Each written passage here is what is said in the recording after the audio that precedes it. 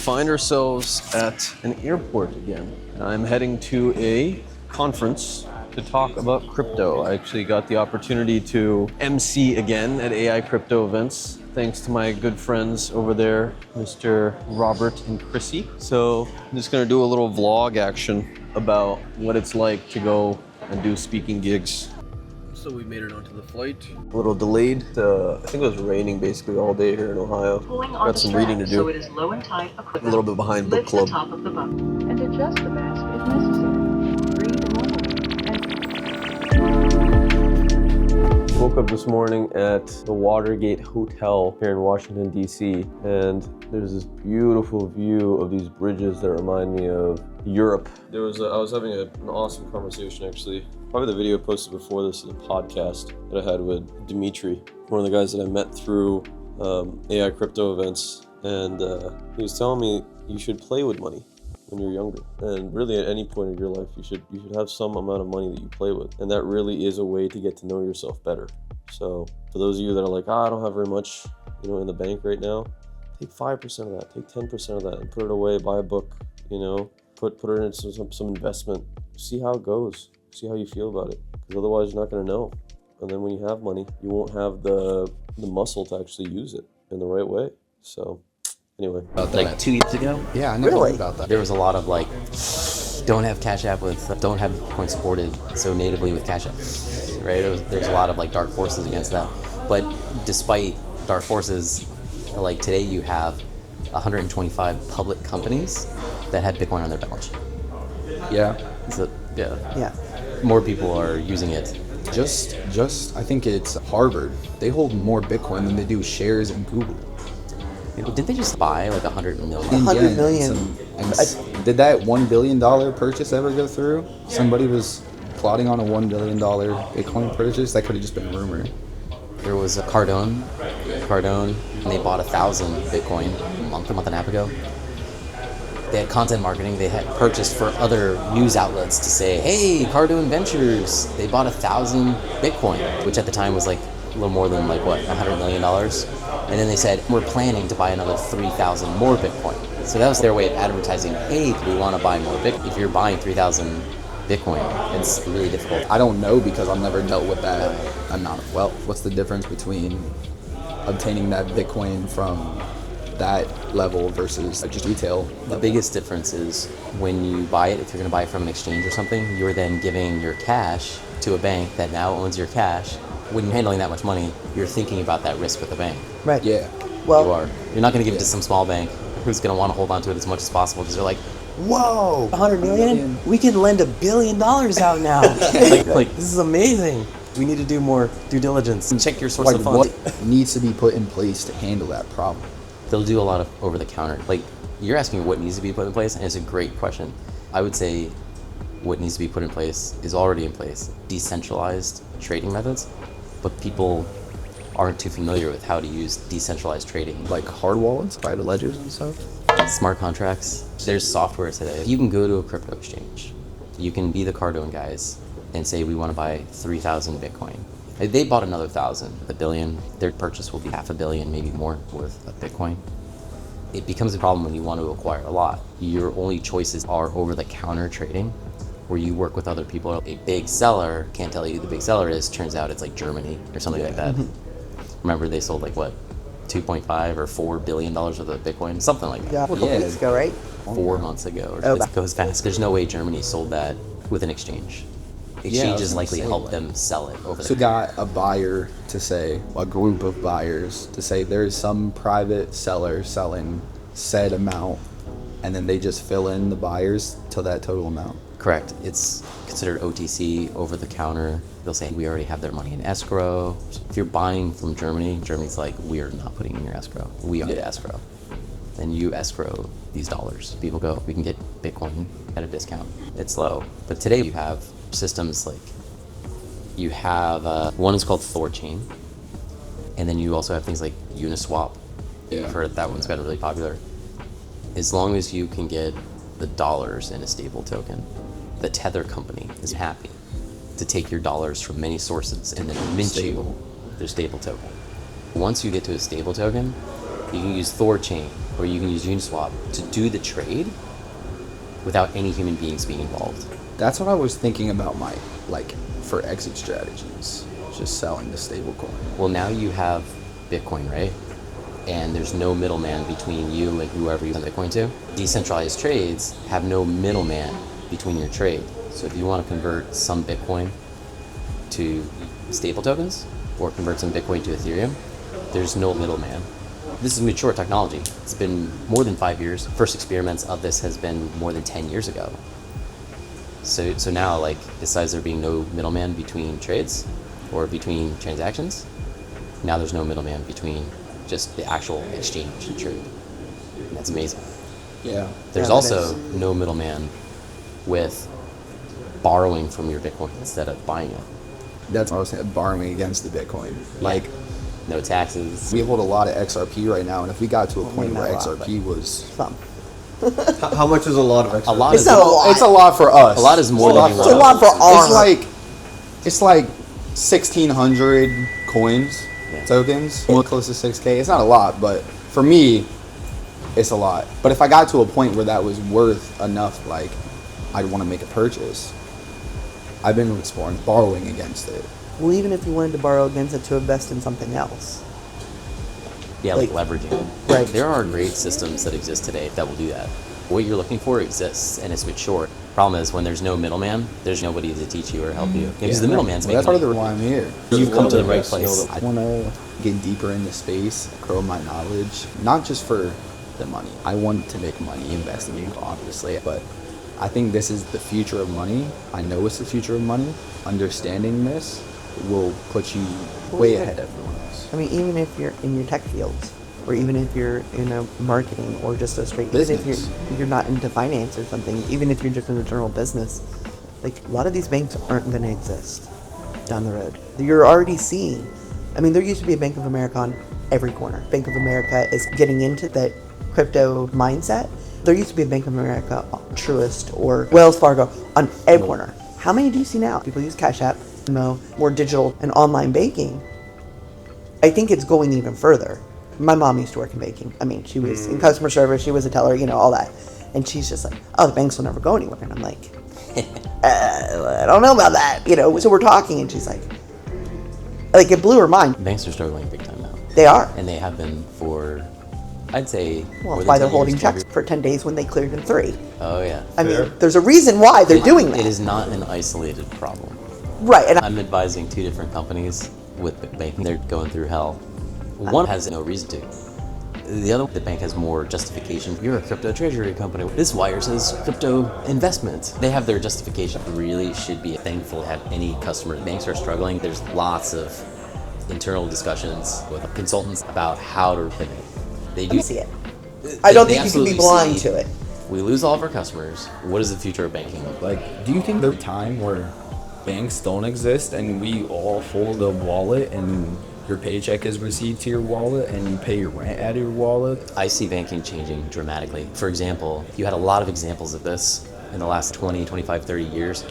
First big example was the United States Postal Service. When email came around, that was their opportunity to establish leadership over that technology and onboard lots of people. They could have been making a penny per email.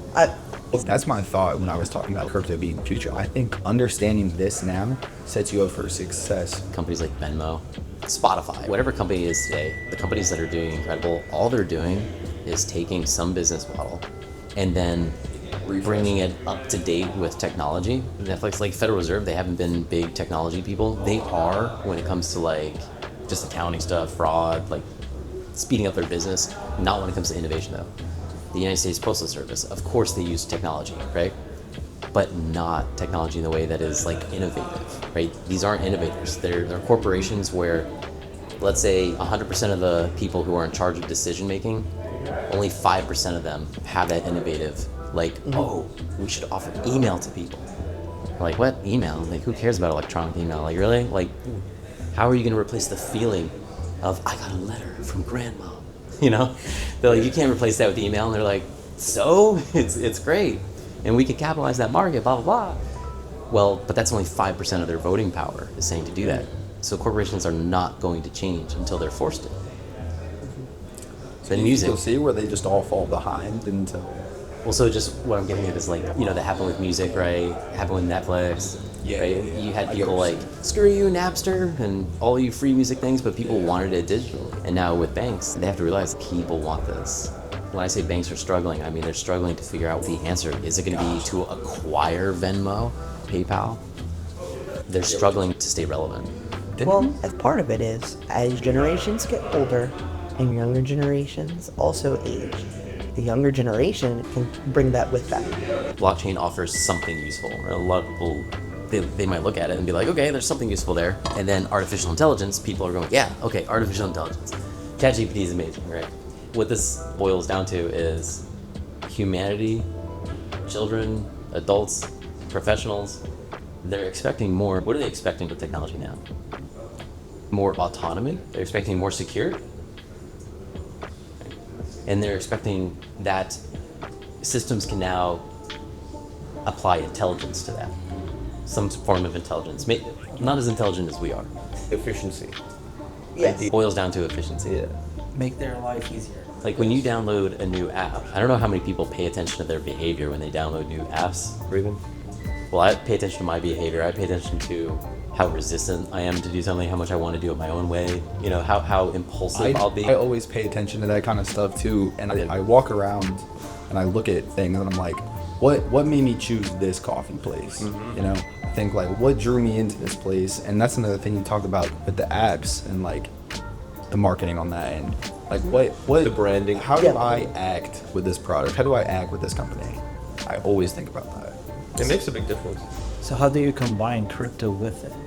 The start is like that expectations are changing in the crowd. What people want is cryptocurrency, artificial intelligence, and blockchain. We hear it and we're like, okay, AI, blockchain. We haven't seen what that looks like. We might not recognize how soon that's going to impact our lives. We may be looking for investment opportunities in that, to invest in something AI, blockchain. We might be looking for something exciting to learn about, right? Like everybody has something different, but AI, right? I'm going to say AI and blockchain, ultimately they're going to have a huge effect on governance. Ultimately, they're going to have a huge effect on us automating decisions and how we regulate our actions for more efficiency. Blockchain will always be connected to a currency. In that case, maybe Bitcoin, a different currency. But if you are speaking as a government, you should establish a federal currency, a digital currency can be connected to. And the AI, I think, will help with automations or sell services that can be determined by itself. But the thing is, always will be connected to a specific currency or a government currency. It's something that you need to be changed now. Are you saying that ultimately something has to turn into a currency? Okay. I do get a vibe. There's some abstract part of what you're saying, that it's a hard thing to communicate. I understand. Yeah. Well, on that note, The Federal Reserve yeah. will need to establish a digital dollar currency and to connect, I think, the blockchain into it. And this is how you're going to make deals in the future. According to Bitcoin or different currencies. So you're saying that in order for countries to stay relevant, they need to adhere to some degree and make it so that it's mass adopted. That's one of the main reasons crypto is relevant and useful. It's not regulated much. That regulates itself. It's a new concept. You're going to get to the point where you don't really need humans to regulate this stuff. The AI will understand what humans are looking for and try to You eventually... can't build your own currency. That's the thing. I first started working with Bitcoin a little more than 15 years ago. I was working for a cyber warfare company in Atlanta. People that I knew that were working in Washington, D.C., they'd be like, you work for in-game systems? I do bitch work. I don't do vulnerability research or anything like that. I just knew a lot of technologies and would tie in technologies. And one day they were like, hey, Robert, guess what? I wasn't in Atlanta though. I was living in Florida. But I would fly to Atlanta and say, we're going to extend your hotel stay. You're going to work with 2 guys from our vulnerability research team. Yay! I'm like, cool. They're like, you're going to be looking at a digital currency. So what am I going to be vulnerability researching? I had a very strong knowledge of C, C++, assembly language, just like these guys did. but they wanted a set of like fresh eyes, somebody who just had a lot of experience with a lot of different technologies, a lot of different things in life, to bring that analysis with the vulnerability researchers. Even though I was not a vulnerability researcher, their goal was with that. What does vulnerability mean? Finding. Have you heard of bug hunting? A vulnerability would be a system that allows you to access something you're not allowed to have, like access to an admin page. Loopholes. A bug that lets you do something really interesting. Like with Bitcoin, it would be, or with Ethereum, it would be, here's something really interesting because it allows me to unlock $500 million of liquidity. So it's a bug that's Interesting. That is. Well, 15 years ago, I was telling people it took me like 6 months to even see that. Even though I understood the code base, I was like, that's a good idea. Base 58 instead of base 64. Who would have thought? Because now I can double click the string and most operating systems allow me to, yeah, I'm getting techie. But started, I would just say, that's cool. One vulnerability researcher, we were at the Cypress bar in Atlanta, and I go, this is cool stuff, but why wouldn't you just use PayPal? And he goes, you got to understand that one of the weakest, lowest hanging fruits of any country is its currency. And I was like, you say that again? I still didn't get it. It's like the weakest link is currency, big time. He said some other things. He's like, ultimately, currency is a very easy attack vector. So he put that into my mind. Still didn't get it, but a friend of mine in Washington D.C, I've had huge interest in an artificial intelligence economy. We've had the separation of money and state with Bitcoin. But what I'm seeing now is that there's a separation of economy and state. I agree with that. Could you repeat that about the separation of state and Bitcoin? I mean, there's really important things that I hope people understand. You know, Bitcoin showed us a lot of things. And a lot of people would think like, oh, this is what Bitcoin's going to do in the future. I'd hear so many people say this, but really is like, man, there's so many possibilities. I got a feeling none of us actually know, but all of us combined know. But ultimately, Bitcoin just showed separation of money and state can happen. Like where the state doesn't have the business of money anymore. He was speaking as far as state and economy separation. We'll get there. Thank you for having me highlight that. I hadn't even thought about that, honestly. Well, when a state or any organization, corporation, or even yourself, when you have less work to do, it's a great thing. You now have more attention. So if a state doesn't have to do the money business anymore, it has money business, that's great for the state and the people. Bitcoin made separation of money and state possible. Regulators, while Bitcoin may take responsibility out of people's hands, like money stuff, the reality is there's a lot going on with the economy that ultimately human beings are making the decision for. Like we had a few months standoff of, are you gonna lower those rates or what? So clearly the state and the economy are related. We learned from Bitcoin that the state is holding money back. Until Bitcoin and Ethereum, no money in the world was automated. Even today in the banking world, no money is automated. Right. Sure, you have automated clearinghouse messages, wire transfers, but you have people approving batches. Ultimately, you have oversight from human beings. Right. Money's not automated, but it is in the crypto world. So our economy is not automated. We lower the interest rates. We want a good economy, please. In the economy we live in, it's maybe 1 year of great economy. We're like, fuck, we're bad. And then 4 years of hell. Well, it doesn't have to be like that. There's also a separation of economy and state. And I think that's going to be just as prosperous for investors as separation of money and state.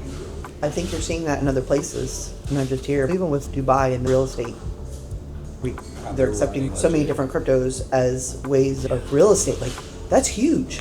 Yeah. Because now you're taking that middleman out and it's a direct transfer. Deals are happening much quicker. You're seeing things happen.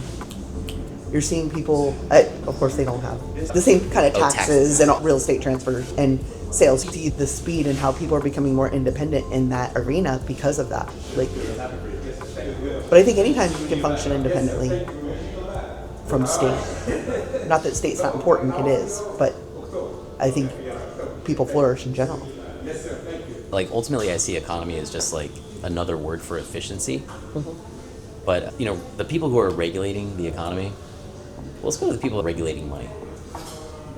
No offense to them, but you don't have to be smart to regulate money. You can learn it. You can learn like, okay, check these things or whatever. You can discipline yourself for it. Now, regulating economy, which really, in my opinion, boils a lot down to what are interest rates going to be? Or what math are we going to use to calculate the interest for this? In a lot of deals, they'll say, oh, it's simple interest. And magically, a lot of business people are like, oh, okay, simple interest. We know the math. Or they might get creative with a deal and say, this is the formula we're going to use. This is like, I'm going to regulate and say in our legal contract.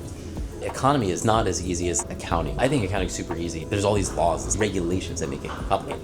I've been looking for AI and blockchain for years, and I found two things. One's called a system that predicts the future, one moment away, and another is Genius AI, which separates economy and state. Ultimately, an economy changes by people's wills and what they want. We hear that economy is supply versus demand. How many times have we heard that? Every business, yeah. We live on the Eastern Shore. That's all people talk about. Supply and demand? It's the basic capitalistic way of approaching the world. That's like the most fundamental, but that's our basis. We hear about this all the time with economy. And there's something that I've learned from this AI economy. Genius AI. Cool name, kind of trendy, kind of cheesy, right? What I noticed is like Bitcoin. How is Bitcoin better than dollars? What makes Bitcoin better than dollars? I think the benefit of blockchain is you can make deals without a third party between two individuals. So that's the benefit. Okay, so that's one. What's So another? for Dylan? Can't mint more. It can't mint an infinite amount. Like, for example, a big problem we have in the US is that they like to print money. That's true. Alright, so there's another But thing. also there's like lost wallets, how many bitcoins you have inside. The benefit you can Sorry, make one deals without a third party. With dollars, you have to take a loan, you need to have the bank. You do something, you need to have a realtor. You cannot make for an individual a sort of amount or a small amount of money. You can do business without a third party, but not with the big money. It's better than money because it's universal. Everyone's on the same playing field. Rachel, do you guys have anything to add for that? For why Bitcoin's better than money? I think by virtue of it not having all this understanding, it leaves space for creativity. Where money doesn't, it's a creative space to kind of engage in attention and engage communities of people in a more organic way. It's less privileged. Also, I just really good point. Thinking about that. There's Bitcoin, there's all these other things. Well, what I'm getting at is that some qualities make Bitcoin more valuable than national currencies, right? It has a lot to do with it. With no middleman, it frees up people's attention, right? Because then you don't have a middleman's attention anymore. And of course, their biases and all those things. And with what you're saying, it allows people to get involved. And people are creators, right? They get that opportunity. So clearly, Bitcoin's better because it's more scarce. It's able to be, it's able to really be what like people want.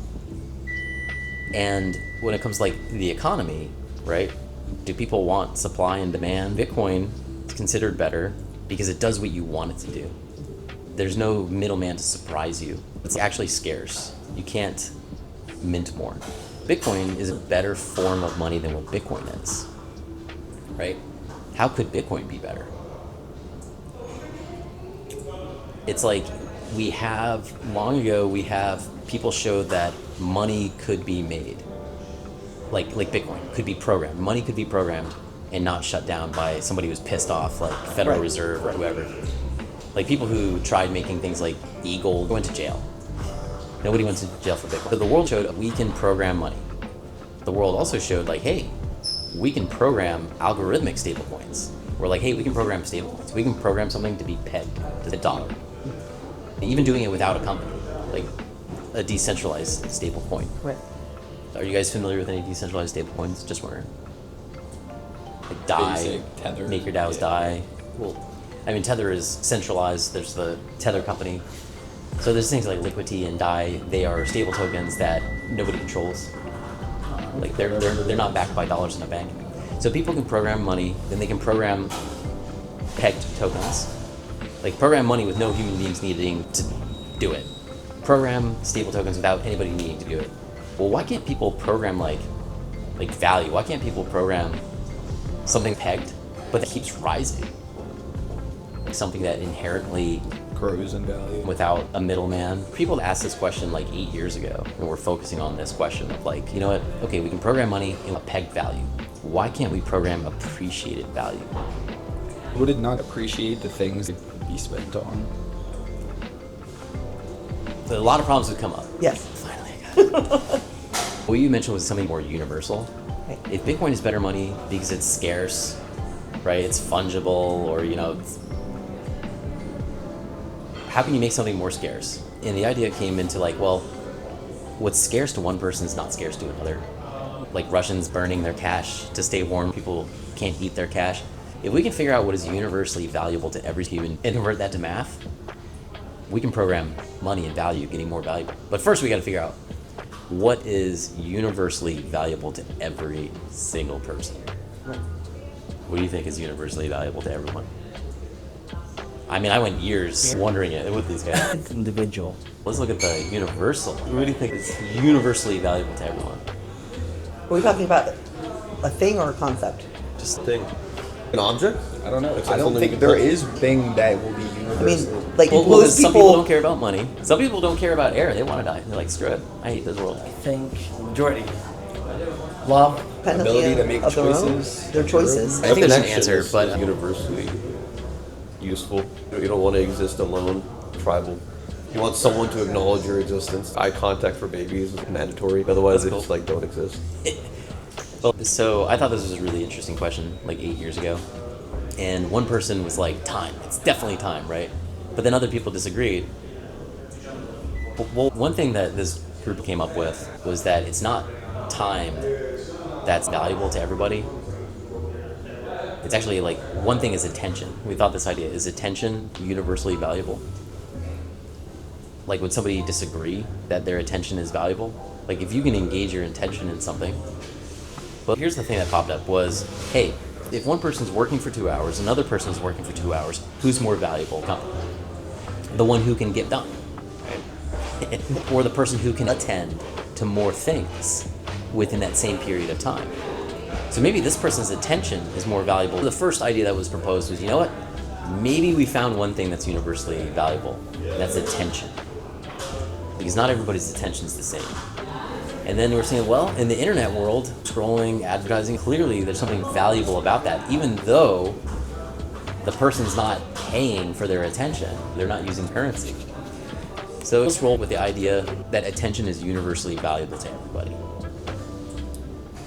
I mean, this even got into like spiritual talks, even got into like talks with like God and stuff. It got into like so much stuff with attention. And they're like, well, is there anything else? Is there anything valuable to every single person? It wouldn't be like, oh, this is valuable to a tree, not people. To save a long story short, well, anybody want to say any ideas to maybe another thing that's universally valuable to everyone? I think intention. You got it, intention. Why is intention valuable to everyone? Because there has to be intent to have attention. I love your answer. Intention can be said in many ways.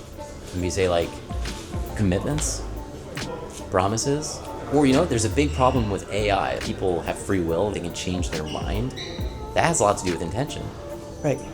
Is it like if you have like a marriage, and your both intentions are to better each other, and to this intention becomes very valuable to the two people. The one person can change their mind at any time.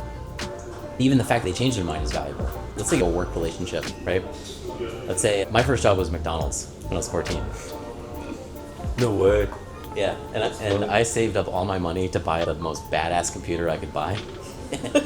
And I didn't have to ask my parents' permission to program anymore.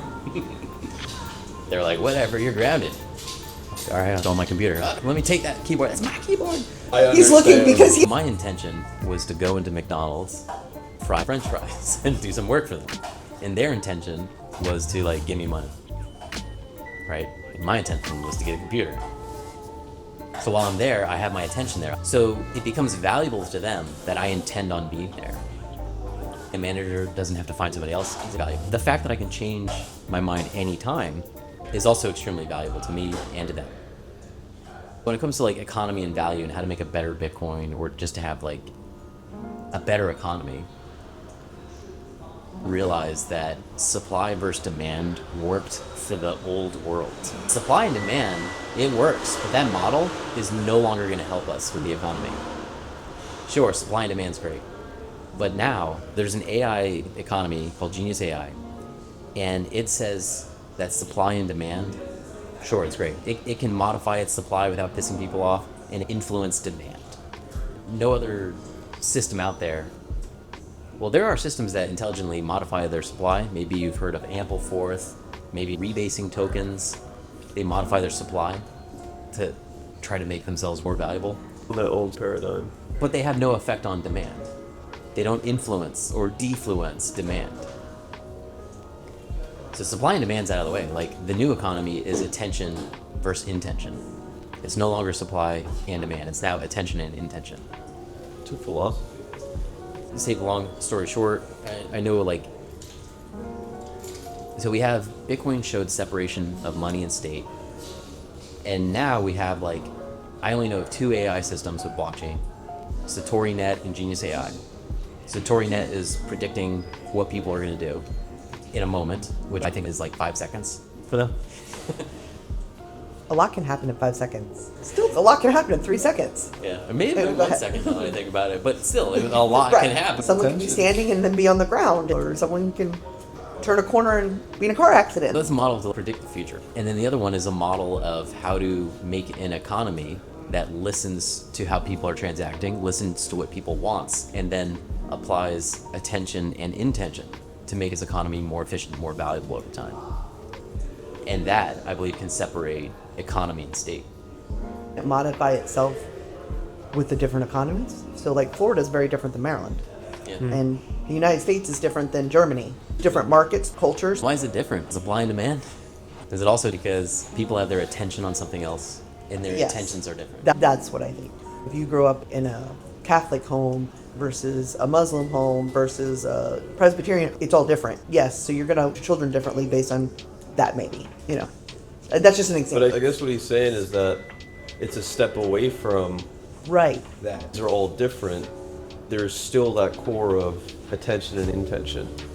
It's Yes. universally applicable. You had people regulating money as best as they could, and now society all wants to kill us. We're just trying to do our job, make money better. But human regulators are no longer necessary for money anymore. Which we found. Yeah. Proven. And then now you have, like, regulators trying to do their best, including things that help what they're vested in, which, What like, their pisses careers them off. are, right? Yeah. How they Yeah. make their ends meet. Yeah, and so there's a fundamental artificial intelligence system today that does what regulators are doing. All regulators are doing, they're listening to, like, what people want. They're listening to how businesses will be affected, and then they're going, well, damn it. Do we lower interest rates? Do we keep them the same? Or do we raise them? If we raise interest rates, we may not want to do that. If we lower them, we're going to screw up all these other businesses that are going to be pissed off at us, and we might get murdered too. So, you know what? Jerome Powell, like, we're not going to change him. Sorry, we're not changing that. Fairly tired this morning. Stayed up later than I probably should have. But near to see DC in some organic capacity, so it was fun.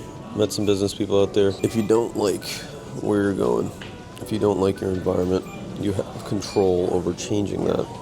Especially if you have spent the time and energy to actually learn what it is that you're accomplishing in your time. Had a lot of fun, met some cool friends. And now, I also got some empanadas. Hopefully I get to sleep on the plane for a bit.